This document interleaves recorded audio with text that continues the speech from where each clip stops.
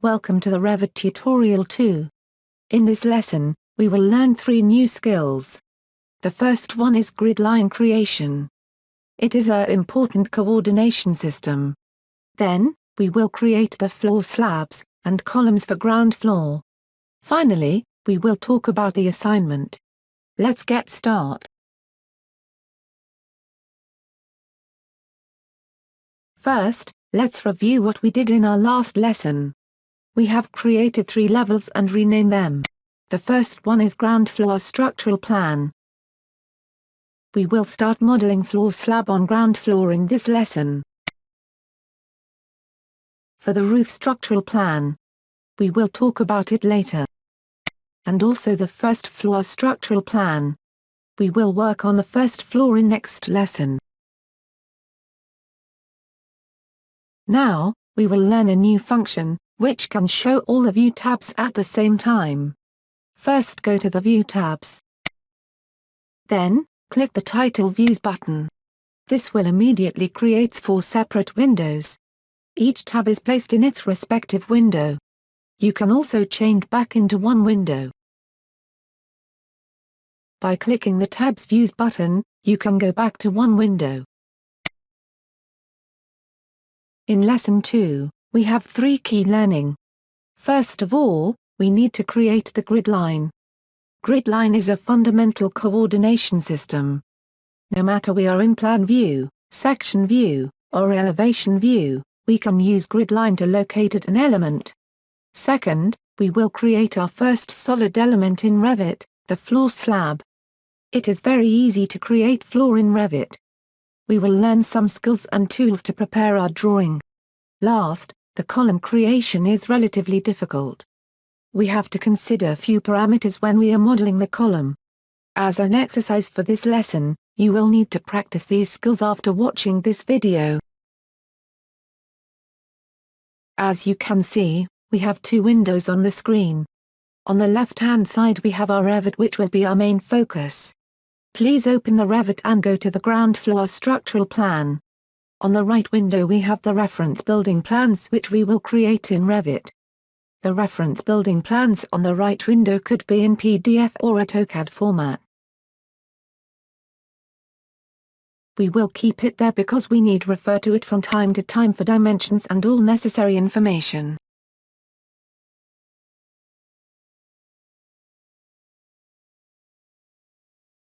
Now, let's start drawing the grid lines.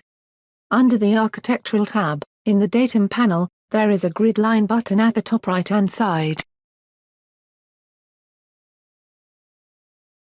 Next, we can start drawing the first grid line in Revit. Draw the grid line from one endpoint to another point.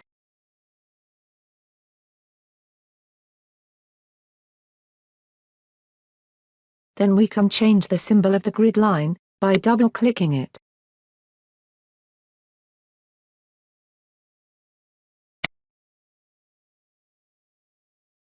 Change it to 1. Click Enter, or empty space to confirm.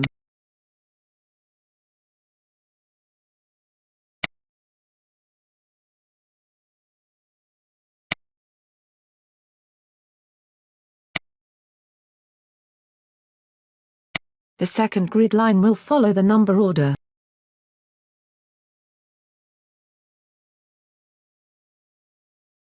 Next, we will learn how to adjust the distance between 2 grid lines. First of all, click the second grid. Then, you can see the blue number in between. This is an annotation indicating the distance between 2 grids. Change it to 5150 and press Enter.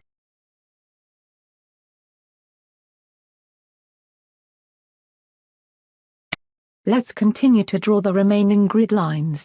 You should try it on your own desktop. Draw the third line and specify the grid line spacing.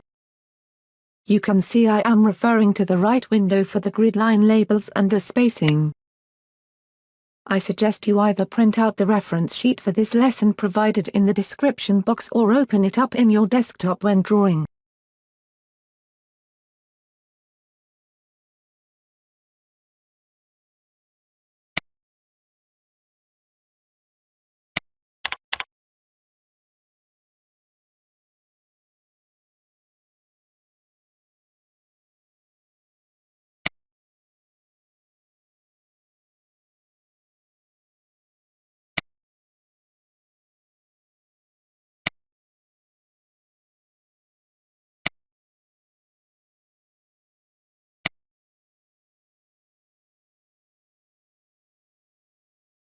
Remember to select the element first, so that the dimension can be changed.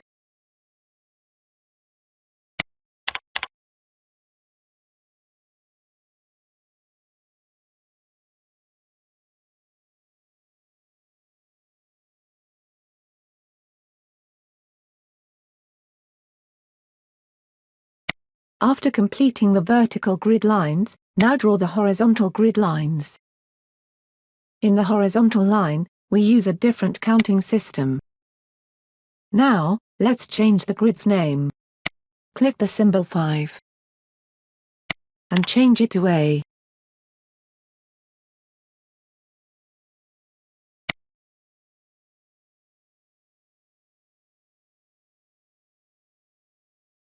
Then the next grid lines will follow alphabetical order.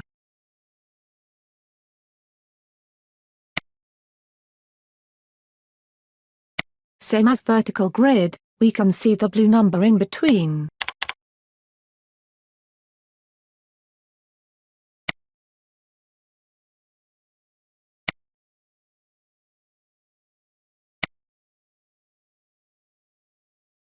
Remember to select the grid first.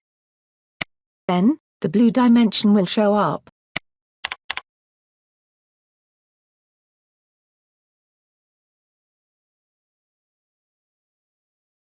Keep checking the right-hand side window for reference.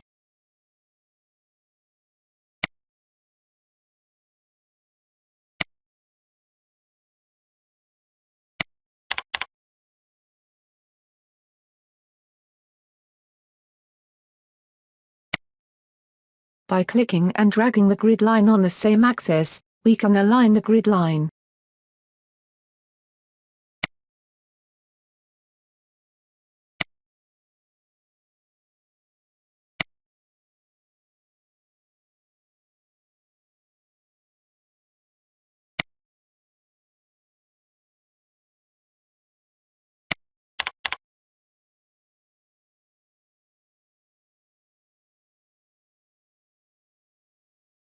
Then we have the first grid line system. After creating the grid line, we can now create the floor slab. We will create a floor slab similar to this one on ground floor. There are a few things we need to notice about floor slab in Revit. Firstly, we need to concern about the floor thickness. Secondly, we have to set the level of floor. Even on the ground floor, we will have more than one slab with different levels. Finally, we need to identify the boundary of slab. Let's go to the Structure tab on the top. Then, select the floor. Then click the boundary line. Use the drawing tool to draw the boundary. Before we start, go to the offset setting. Make sure that the offset is 0. Also, change the floor type to 300 mm. Let's start drawing at the top right-hand corner. First, find out the necessary dimension from the drawing on the right window. However, we can also roughly draw the line first, and modify the length and position later. We can see the offset is 400 mm from the lower edge of the slab to grid line E.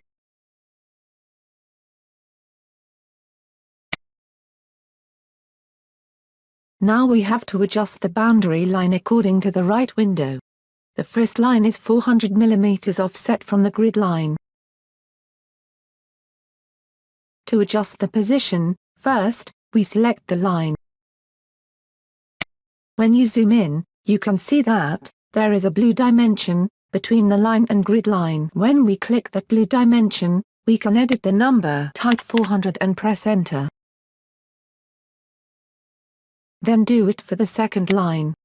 Select the second line. Then the dimension will turn blue, which means that it is editable. So that we can change the dimension type 250, and press enter.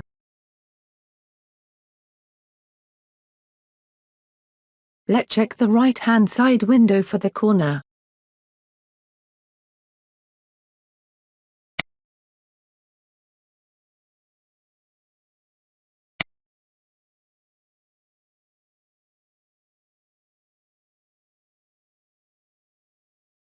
Go to the Annotate tab and use the Align button to create annotation.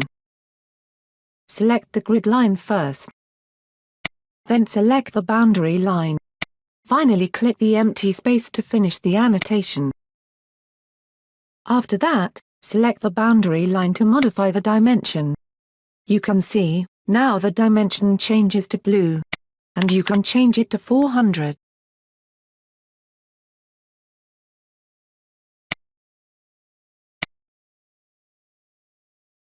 Sometime you need to zoom in to check the dimension.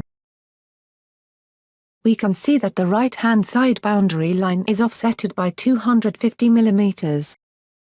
Let's continue the drawing. Draw the lines first. Then we use the annotation tool to adjust the dimension. Click the Aligned button. Click the grid line first. And then click the line. Click one more time to place the annotation.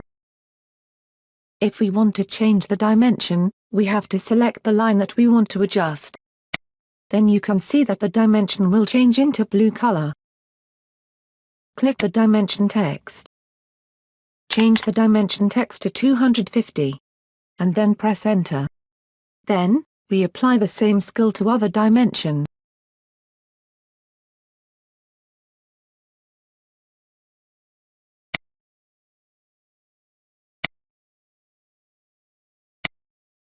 Again, click the Annotation tab. Click Align button. First, select the grid line. Then, select the line. Click empty space to confirm. Select the horizontal line. Click the blue dimension text to change the value.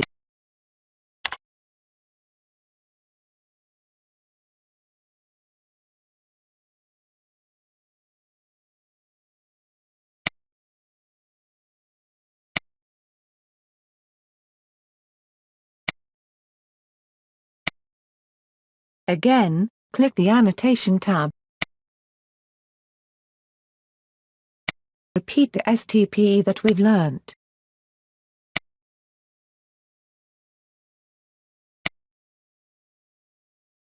Remember to click the line first, then the dimension will turn blue so that you can change the dimension.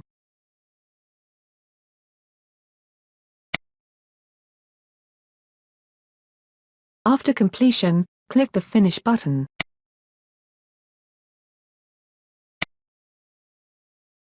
There is another slab on top. Technically, it is not a floor slab. It is a mass concrete fill. Sometime, in order to have extra support for some area, we will use concrete to fill up that area. On right-hand side window, you can see that the concrete fill is 150 mm thick. However, we can still use structural floor slab to create the mass concrete fill. So, let's go to the Structural tab. Click the Floor button. As we mentioned, the concrete fill is 150 mm on top the ground floor slab. Therefore, we need to go to the Properties window, and change the offset to 150. Also, we need to change the floor type. Select the 150 mm floor slab.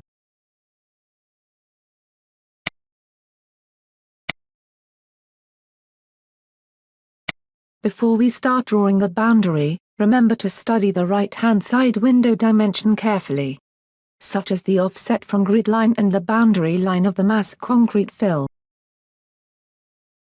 Let's draw the boundary of it.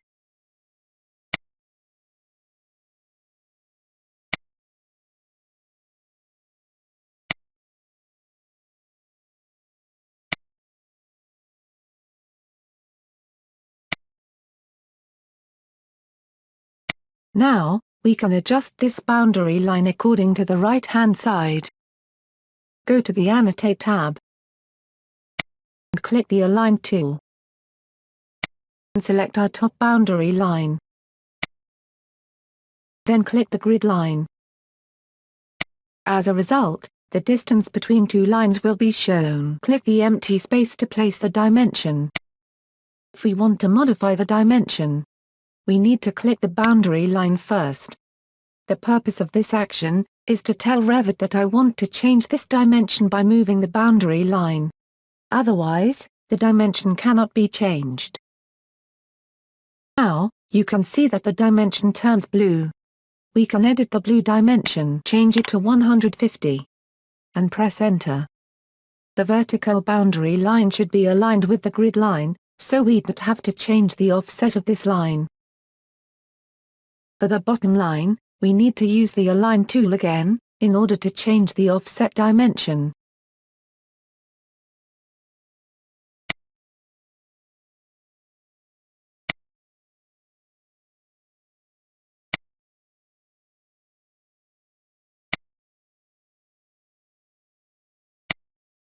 Select the boundary line to change the dimension.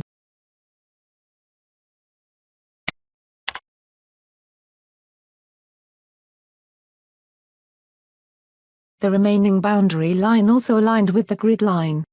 No need to edit the offset. Then, click the Finish button.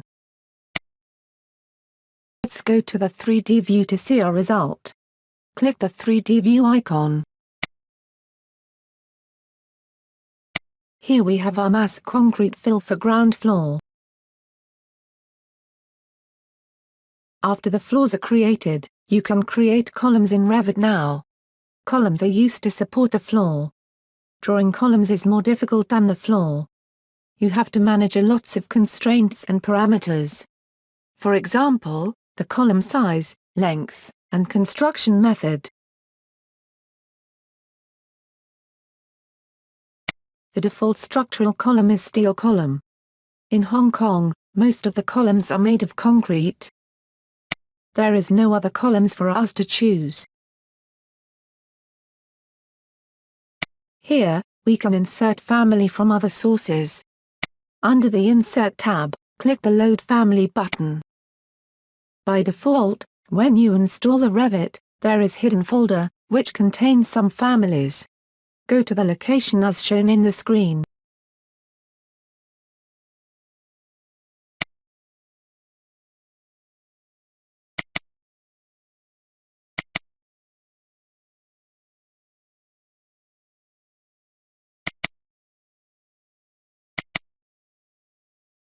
There are two family folders contain column. We choose the structural column folder.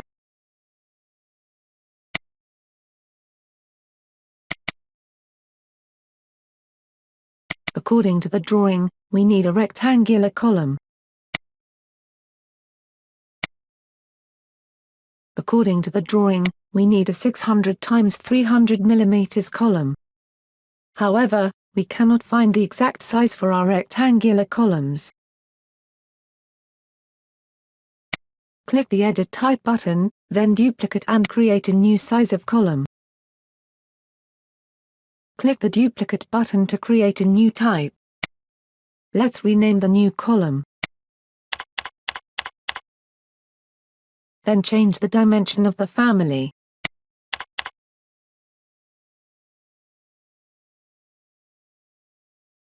Let's look at the right window for more information. The column is offset from the grid line A, with 150 mm. Now place the column in Revit. In Revit, we can model the column from bottom to top, or from top to bottom. The depth means the column is constructed from top to bottom. Let's change it to height. By doing that, the column will be constructed from ground floor. Another constraint is the length of the column. If we set it as unconnected, the column cannot attach to first floor. In our case, we can simply change it to first floor. Then the column can automatically connect to first floor.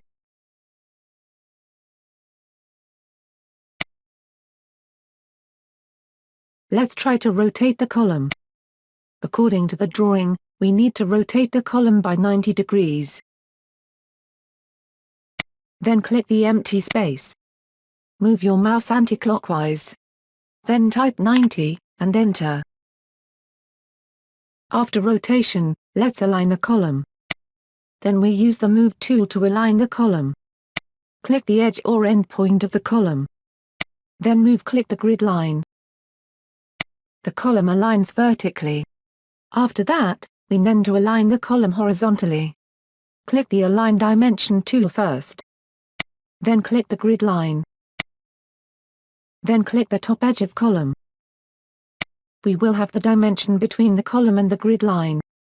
According to the drawing, the distance should be 150 mm. Select the column to change the dimension. Then click the blue dimension and change it. Type 150 and enter. Now, we have our first column in position. We can do the same steps for the second column. Or we can just simply copy from the first column. Then click the Copy tool. Click the column again. And click the empty space near the grid B. Again, we have to align the column in right position.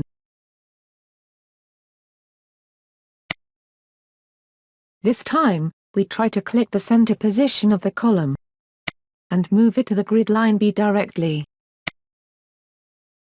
You can check the position by Dimension tool.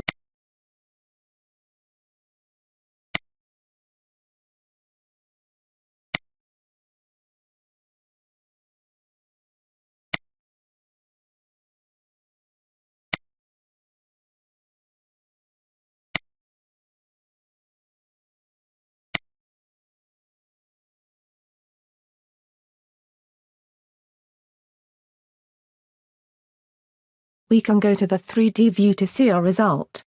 Select the house icon on top. Now, you are able to create more column on ground floor. The assignment of today's lesson is the following items. Firstly, you must create the grid line system before do the other tasks. When you are creating the grid line system, make sure that the dimensions in between are correct. Then, follow today's instruction to create the ground floor slab. And draw the remaining column for ground floor as an assignment.